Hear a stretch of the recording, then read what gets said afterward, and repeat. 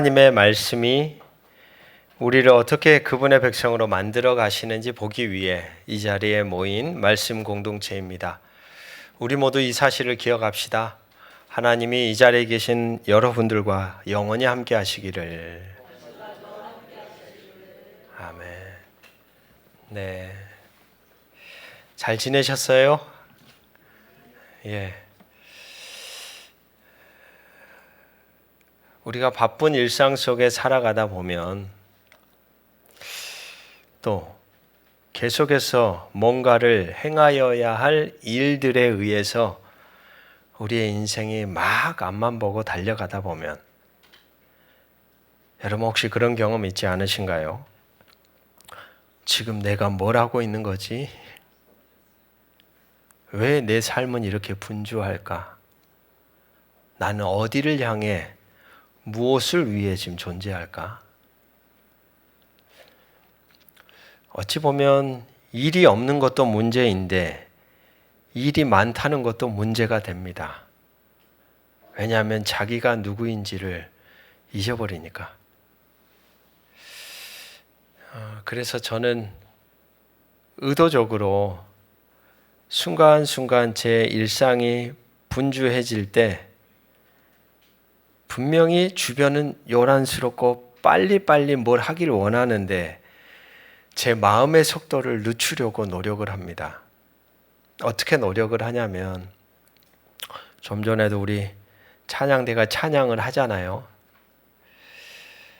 찬양하는 모습을 한 장면 한 장면 제 마음 안에 찍어요. 우리 장로님은 이렇게 찬양하고 계시네. 우리 권사님, 집사님 어떤 모습으로, 그 흔적을 제 마음 안에 이렇게 딱 담아 놓는 거예요. 또는 아이들이 하는 말들을 머물러서 귀를 좀 기울이고 멈춰 서려고 해요. 그러면서 여러분 깨닫게 되는 게 있는데 뭐냐면, 사람이라는 존재는 반드시 관계 안에서 의미와 가치가 생겨난다는 겁니다. 혼자 있는 삶처럼 그래서 안타까운 삶이 없어요. 그러니까 내가 어떤 일을 행하면서도 그래, 이 일이라는 것이 일로 끝나는 게 아니라 관계 안에서 누구를 위한 일들이 되는 거예요. 그러면서 그 안에서 의미가 부여되고 가치가 부여되고, 그래, 내가 살아야 될 이유가 있어 라는, 영성이라는 게 다른 게 영성이 아니라는 생각을 해봅니다. 지금 내가 살아내고 있는 삶의 의미와 가치가 함께 더불어 살아가는 관계 안에서 발견되고 있는가? 그게 영성이겠구나. 아침에도 자전거를 타고 숲길을 이렇게 싹 지나가는데 말하지 않아도 거기에는 나무들이 숨쉬고 있어요. 꽃이 피고 있어요. 새들이 노래해요. 그냥 그 자리를 지나가는 일이 된다면 그건 저에게 아무런 의미 없는 자리인데, 그 자리를 지나가는데 문득 제 마음 안에 하나님의 사랑은 지금도 이렇게 한결같구나. 하나님의 신실하심은 지금도 지속되고 있구나. 말하지 않아도 나를 향해 내가 너 사랑하고 있어라고 말하는 품같이 여겨지는 거예요. 여러분, 그러니까 제 삶이요, 살아나요. 숨을 쉬는 것 같아요. 저는 간절히 소망합니다. 오늘 이 자리에 계신 많은 성도 여러분, 여러분의 삶의 자리에서 그러한 영성의 회복이 있기를 주의 이름으로 축복합니다. 행하면서도 그 안에 하나님이 나에게 주시고자 하는 마음이 뭘까? 하나님이 나에게 원하는 뜻이 뭘까? 질문하며 그걸 막 찾아가면 살아가는 거예요. 그냥 살아가면 기계가 됩니다. 다람쥐 쳇바퀴 돌듯이 어느 순간 우리는 눈을 감겠죠. 그러면 그처럼 비참한 인생이 어디 있어요? 80년을 살고 90년을 다 살았는데 아이고 정신없이 살다 보니까 여기까지 왔네. 여러분, 이처럼 비참한 일이 어디 있어요? 순간순간 우리의 발걸음을 멈춰 세우며 거기에 의미를 새기며 가치를 가지고 내 존재를 새겨가는 흔적이 없으면 여러분, 눈 감으면 뚝딱입니다. 어느 순간 우리는 흙으로 돌아갈 상태가 되어 있을지도 모르겠죠. 우리 안에 그런 영적인 회복이 있기를 주의 이름으로 축복합니다. 계속해서 우리는 한 주간 스바냐라고 하는 성경 말씀을 쭉 읽어왔습니다. 그리고 오늘 그 마지막 절 앞에 서 있죠. 1장에서는 우리의 영적 안일함을 샅샅이 찾아내시는 하나님의 준엄한 등불을 마주 보았습니다. 여러분, 이 영적 안일함이란 뭐냐면요, 분명 하나님을 아는데 내 삶과 하나님 사이에 연결이 없는 거예요. 하나님을 분명히 알아요. 예배도 하고 제사도 드리고 하나님에 대한 지식이 있는데 일상의 삶의 자리 속에 살아가면서 하나님과 전혀 상관되지 않은, 하나님과 아예 관계없는 자처럼 살아가는 그 상태, 그게 바로 영적 안일함이에요. 놀랍게도 하나님의 등불이 하나님을 믿지 않는 자들을 찾아다니는 게 아니라 그렇게 영적인 안일함 속에 헤매고 있는 자들의 삶을 등불이 비추듯이 이렇게 찾아 조명해 줬다는 말입니다. 2장에서는 무엇을 보았습니까? 세상의 모든 교만이 무너지는 여호와의 날에 대한 두려운 선포였습니다. 여러분, 우리는 늘 기억해야 됩니다. 제 아무리 대단한 힘을 가져도, 제 아무리 날고기는 능력과 권세를 가진 대상일지라도 하나님의 주권과 통치 아래에 존재하고 있다는 거예요.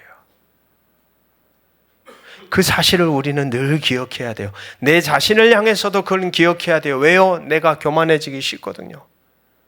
내가 좀 잘 나가고 많은 걸 거머쥐고 뭔가 술술 풀리기 시작할 때 어느 순간 우리는 하나님이 보이지 않는 높은 자리에 서서 아래를 보는 존재로 전락해버려요. 이 장은 보여줍니다. 모든 교만이 무너지는 여호와의 날이 있다는 거예요. 무슨 말입니까? 모든 세상의 권세가 하나님의 주권과 통치 아래에 있음을 기억하라는 거예요. 겸손한 자로 살아갈 것에 대한 이야기죠. 그리고 오늘 우리가 읽은 3장 앞부분, 심지어 택하신 백성의 지도자들마저 총체적으로 부패했습니다. 여러분, 하나님 나라 백성이 부패한 이유는 하나님이 거기에 계시지 않았기 때문이 아닙니다. 하나님은 항상 그 자리에 계셨습니다. 하나님은 항상 우리의 일상 속에 계십니다. 그런데 문제는 뭐냐면 함께 하시는 하나님의 존재에 대해서 눈을 마주 볼 수가 없고 귀로 들을 수가 없고 잡지 않는 상태가 된 거예요. 거부한 거예요. 들으려고 하지 않고 보려고 하지 않고 그렇게 살아가려고 하는 존재가 되어버렸던 거예요. 그럴 때 거기에서 냄새가 나는 겁니다. 여기까지의 말씀을 우리가 함께 읽어왔더라면 우리에게는 어쩌면 이런 질문이 있죠. 왜 이렇게 우리의 치부를 드러낼까? 왜 하나님의 뜻은 이토록 무서운, 마치 우리의 일거수일투족을 다 조목조목 지적하는 하나님처럼 하나님의 심판이 우리에게 있는 것일까라는 질문이 우리 가운데 일어납니다. 하지만 성경의 모든 위대한 이야기들은 가장 깊은 어둠은 가장 눈부신 새벽을 예고하기 위해 존재합니다. 오늘 우리가 함께 나눌 스바냐서의 마지막 부분은 바로 그 길고 어두웠던 심판의 터널 끝에 우리를 기다리시는 하나님의 본 마음이 무엇인가에 대한 이야기라는 것이죠. 오늘 말씀을 통해 우리는 이것 하나를 분명히 붙잡았으면 좋겠습니다. 하나님의 준엄한 심판은 끝이 아니라 우리를 정결하게 하시는 과정, 그리고 그 마지막은 언제나 우리를 향한 기쁨의 노래, 완전한 회복에 있다는 사실, 이것을 저와 여러분이 오늘 말씀을 다 듣고 난 자리에서 그걸 깨닫게 되기를 주의 이름으로 축복합니다. 하나님의 심판이라는 뜨거운 불이 지나간 자리에 남아있는 것은 무엇입니까? 오늘 9절 말씀을 보면 내가 여러 백성의 입술을 깨끗하게 하여 그들이 다 여호와의 이름을 부르며 한 가지로 나를 섬기게 하리니 라고 선포합니다.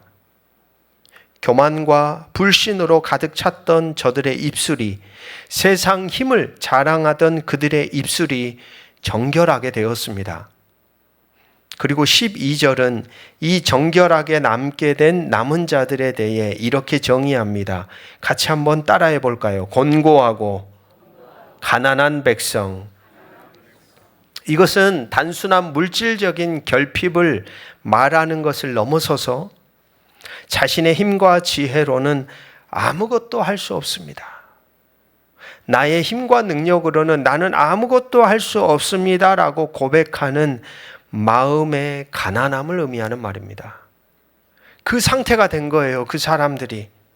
즉 이들은 깨달은 겁니다. 세상 것으로는 결코 채울 수 없는 내 인생의 빈자리를 정직하게 인정하고 바로 그 텅 빈 자리로 하나님을 온전히 초대하는 마음을 가진 사람들입니다.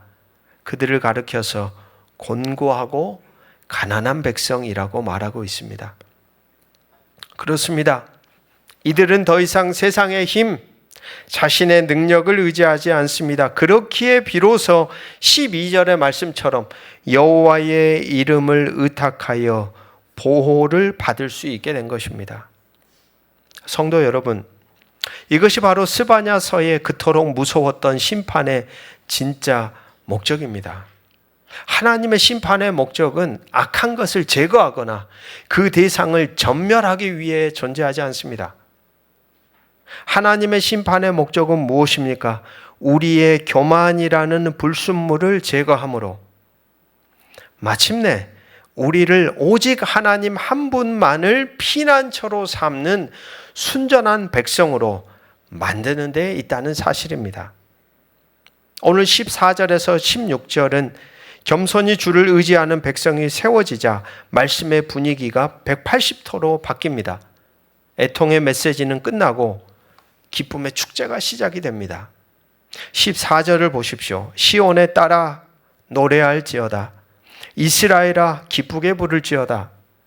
예루살렘 따라 전심으로 기뻐하며 즐거워할지어다. 여러분, 무엇이 이토록 기쁜 것일까요? 모든 문제가 해결되었기 때문일까요? 아닙니다. 15절은 저들이 기뻐하게 된 이유를 보여줍니다. 15절에 보니까 이스라엘의 왕 여호와가, 우리 같이 한번 선포합시다. 내 가운데에 계시니, 한 번 더 고백합시다. 우리 가운데에 계시니. 기쁨의 근원은 상황의 변화가 아닙니다. 이걸 우리는 기억해야 됩니다. 오늘 말씀 속에서 드러나는 기쁨의 근원은 상황의 변화, 환경의 변화, 자리의 변화가 아니라 하나입니다. 하나님의 임재입니다. 하나님의 함께하심입니다. 심판의 하나님이 이제는 우리의 삶 한복판에 함께 거하시는 구원의 왕으로 서 계신다는 거예요. 제가 읽고 있는 분별력이라는 책에 보면 헨리 나우엔이 이런 글을 씁니다. 어디에서 살며 무엇을 할까 하는 질문은 어떻게 마음의 눈을 주님께 맞출까 하는 질문에 비하면 정말로 사소한 것이다. 여러분, 이 헨리 나우엔이라는 이 영성학자는 원래 참 잘 나가는 사람이었습니다. 네노라는 대학교 교수로 재직하며 어떤 사회적인 지위도 아주 거머쥔 명성가였거든요. 근데 이 사람이 남미로 내려가서 거기에서 정말로 가난한 사람들과 함께 거하면서 질문하기 시작한 거예요. 내가 어디 있어야 될까? 하나님의 뜻이 무엇일까? 막 이런 질문을 던지며 어디서 살고 무엇을 할까? 이 질문에만 막 집착해가지고 자기를 막 질문하기 시작했던 겁니다. 그런데 그런 질문함 속에 자기 안에 깨달아졌던 게 뭐냐면 어디서 살며 무엇을 할까라는 질문보다 더 중요한 게 있구나. 그것은 어떻게 마음의 눈을 같이 한번 따라해 봅시다. 주님께 맞출까? 이 질문이 중요하다는 걸 깨달은 거예요.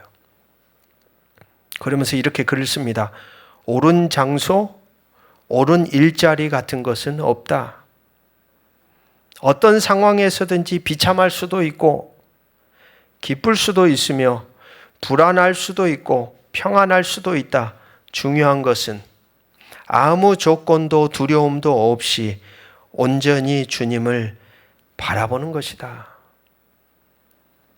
여러분, 함께 하시는 하나님이 계십니다.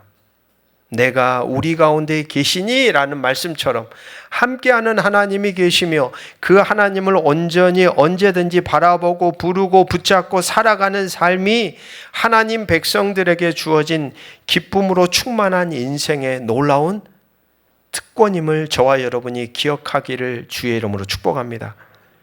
우리는 기도할 때 종종 그런 기도를 하죠. 하나님, 이 고통을 없애주십시오. 그러나 오늘 말씀은 더 위대한 약속을 우리에게 보여주는 것입니다. 하나님은 문제를 없애주시기 전에 문제의 한가운데 친히 걸어 들어오신다. 그 문제 속에 내가 홀로 있지 않음을 깨닫게 해주신다. 두 번째, 왕의 임재가 고통을 당장 없애주는 마법은 아닐지라도 주님은 주님의 함께 하심은 우리 인생의 고통의 색깔을 바꿔준다는 겁니다. 저번에는 이 고통이 정말로 나를 숨도 못 쉬게 하고 나에게 인생의 의미도 상실한 것처럼 내 존재를 막 집어삼키려고 했는데 주님이 함께 하심을 통하여서 다시 그 고통의 문제를 마주해 보니까 인생의 의미와 가치가 색깔이 달라지기 시작했다는 거예요. 세 번째, 절망에 재삐지던 자리가 오히려 하나님의 일하심을 가장 선명하게 목격하는 무대가 될 수 있다는 믿음을 우리에게 오늘 말씀은 허락하고 있는 것이죠. 두려움으로 우리의 손에 힘이 쭉 빠져 있을 때 왕이신 주님께서 바로 곁에서 오늘 저와 여러분에게 이렇게 말씀하십니다. 두려워 말라. 내가 너와 함께한다. 두려워 말라. 내가 너와 함께한다. 여러분, 캄캄한 방에서 악몽에 깨어난 자녀에게 필요한 것은 악몽에 대한 설명이 아닙니다. 무엇일까요? 부모의 품이죠. 그냥 안아주는 거예요. 꼭 이 말씀이 저에게는 그렇게 들려옵니다. 두려워 말라. 내가 너와 함께한다는 게 설명이 필요 없는 거예요. 뭐 이것저것 옳고 틀리고가 아니라 지금 그 자리에 있는 존재 속으로 깊이 들어오셔서 그냥 내 품 안에 있어. 마찬가지로 왕 되신 하나님의 임재는 우리의 모든 두려움을 녹이는 가장 완전한 위로입니다. 이 위로를 저와 여러분이 누리며 살아가기를 주의 이름으로 축복합니다. 마지막 세 번째입니다. 오늘 스바냐서의 가장 클라이맥스 17절 말씀입니다. 이제는 우리가 하나님을 찬양하는 것을 넘어 하나님께서 우리를 향해 노래를 부르시는 감격적인 장면이 펼쳐집니다. 천천히 제가 읽어드리겠습니다. 잠시 눈을 감고 경청해 보십시오. 너의 하나님 여호와가 너의 가운데에 계시니 그는 구원을 베푸실 전능자이시라. 그가 너로 말미암아 기쁨을 이기지 못하시며 너를 잠잠히 사랑하시며 너로 말미암아 즐거이 부르며 기뻐하시리라. 눈을 뜨셔도 좋습니다. 유명한 지휘자 벤자민 잔더는 음악의 힘은 침묵 속에서 나온다고 합니다. 오늘 본문에 나오는 잠잠히 사랑하다라고 할 때 이 잠잠이라는 의미는 너무 벅찬 감정의 말을 잃은 상태를 가리키는 말입니다. 갓 태어난 아기를 처음 품에 안은 부모가 말을 잃죠. 그냥 그 생명의 신비 앞에서 끌어안고 아무 말도 할 수 없는 상태.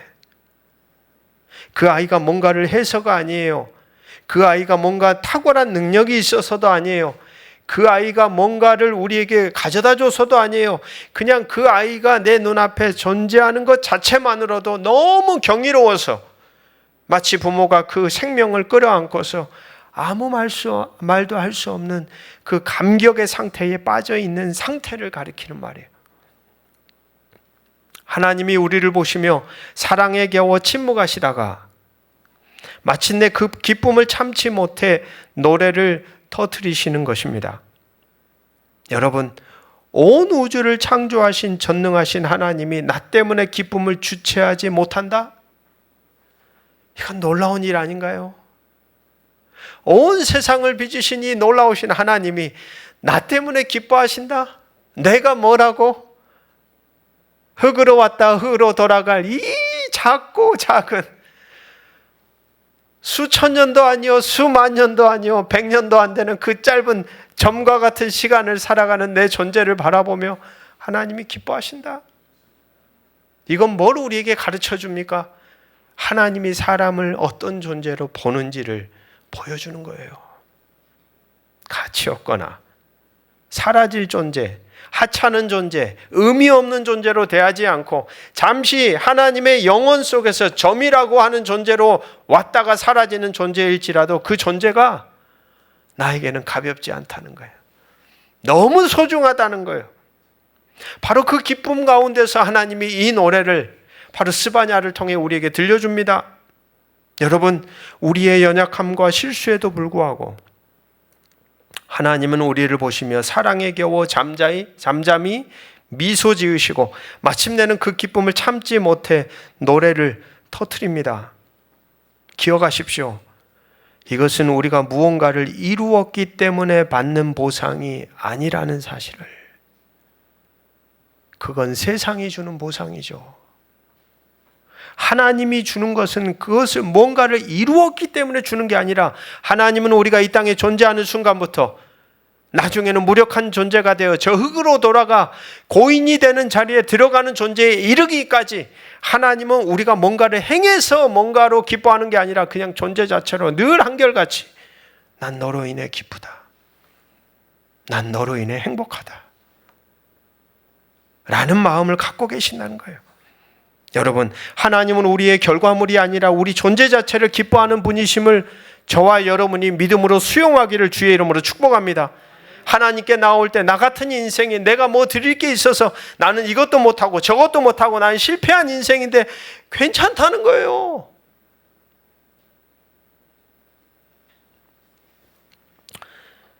세상 속에 살면서도 그런 아픔과 슬픔을 경험한 자들이 하나님께 나올 때도 그 눈치를 보며 나오기를 주저하게 만드는 거짓된 사로잡힘 속에서 빠져나오십시오. 언제든지 우리는 하나님께 나아갈 수 있습니다.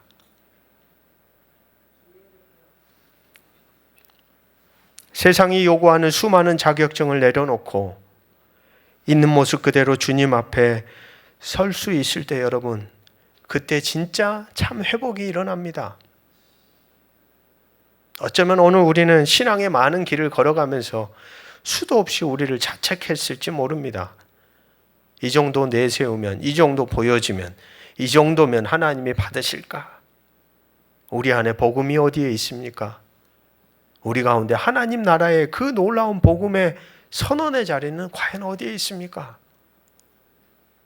우리 자신을 숨도 쉬지 못하게 그렇게 몰아가지 마십시오. 있는 모습 그대로 주님 앞에 설 수 있을 때 내게 흠이 있고 내게 허점이 있고 내가 잘못해도 하나님 앞에 설 수 있을 때 바로 그때 참된 회복이 시작된다는 사실입니다. 위대한 신앙의 선배 어거스틴이라는 사람은 젊은 날에 자기 안에 깨어진 모습 때문에 깊은 수치심에 시달립니다. 그를 바꾼 것은 자신의 결단이 아니었습니다. 그의 존재를 통째로 꿰뚫고 들어오는 하나님의 사랑의 음성이었습니다. 이런 음성이 들려온 거예요. 너는 나의 기쁨이다.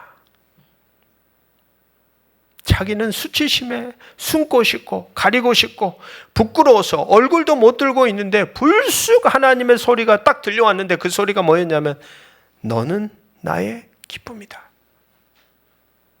그 음성 앞에 그의 모든 수치심은 눈 녹듯 사라지고 다시 새로운 피조물로 거듭나기 시작합니다. 최근에 한 대기업 임원이 번아웃으로 퇴사한 후 이런 글을 남깁니다. 성과로 인정받으려고 발버둥 쳤지만 결국 나를 살린 것은 있는 그대로의 나를 사랑하는 가족의 눈빛이었습니다. 하나님은 여러분 지금 그런 눈빛으로 우리를 바라보시죠. 그런 눈빛으로. 여러분 오늘 여러분의 영혼을 잠식하는 수치의 목소리는 무엇입니까? 제 안에도 그런 소리들이 꼬리에 꼬리를 물고 들려옵니다. 그러면서 저를 자책합니다. 그리고 하나님의 일을 감당하지 못하도록 저를 몰아넣습니다. 여러분의 삶의 자리에도 그런 소리들이 꼬리에 꼬리를 물고 여러분들을 막 몰아갈지 몰라요. 그 모든 소리 위에 여러분, 저와 여러분이 오늘 더 크고 넓고 깊으신 하나님의 음성을 들으십시오. 너는 나의 기쁨이다. 내가 너로 인해 노래한다. 이 사랑의 세레나데가 여러분의 모든 수치심을 덮고도 남습니다. 하나님의 그 노래는 놀라운 회복의 능력이 있습니다. 오늘 이어지는 말씀을 보니까 저는 자가 구원을 얻고 쫓겨난 자가 돌아오고 수치를 당하던 자가 온 세상에서 칭찬과 명성을 얻게 되는 위대한 역전이 일어납니다. 사랑하는 성도 여러분, 오늘 스바냐서는 하나님의 준엄한 심판으로 시작했지만 마지막은 하나님의 감격적인 노래로 끝을 맺습니다. 가만히 들으면 하나님 나라의 복음 이야기와 같습니다.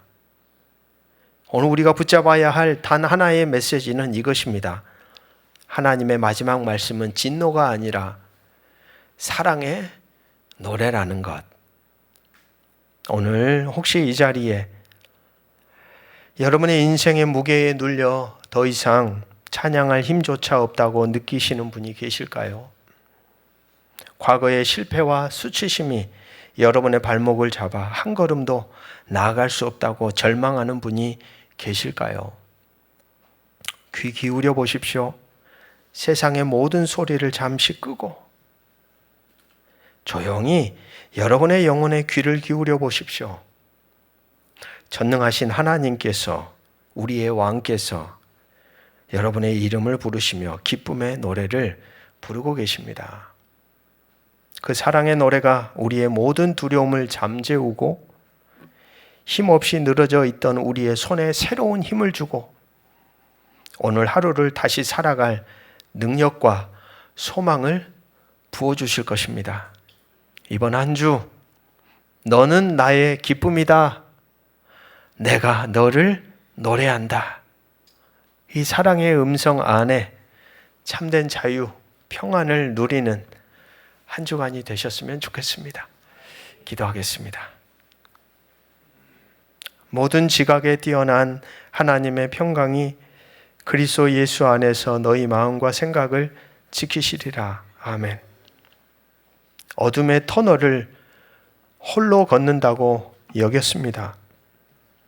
나의 힘으로 쌓은 교만의 벽에 갇혀 하나님의 준엄한 등불을 애써 외면했습니다. 이제 뜨거운 불을 지나 남은 제 위에서 비로소 가난한 마음을 드리나니 주여 텅 빈 우리의 인생을 붙잡아 주옵소서. 세상의 모든 소리보다 크신 주여 우리의 영원한 피난처가 되어 주옵소서. 문제의 한가운데로 걸어오시는 하나님의 임재 앞에 우리의 모든 두려움이 녹아내리고 잿빛 절망의 땅에 기쁨의 샘이 솟아납니다. 마침내 우리를 향한 그 사랑의 노래를 듣습니다. 벅찬 감정에 겨워 잠잠히 나를 보시다 끝내 터져 나오는 기쁨의 세레나데. 우리의 수치를 덮으시고 너는 나의 기쁨이라 노래하시는 그 음성에 우리의 영혼이 춤을 춥니다. 이제 그 사랑의 노래를 힘입어 살게 하소서. 우리의 삶이 주님의 기쁨에 대한 화답이 되게 하시고 절망하는 이웃에게 그 노래를 전하는 축복의 통로 같은 인생들이 되게 하여 주옵소서. 예수 그리스도의 이름으로 간절히 기도합니다. 아멘.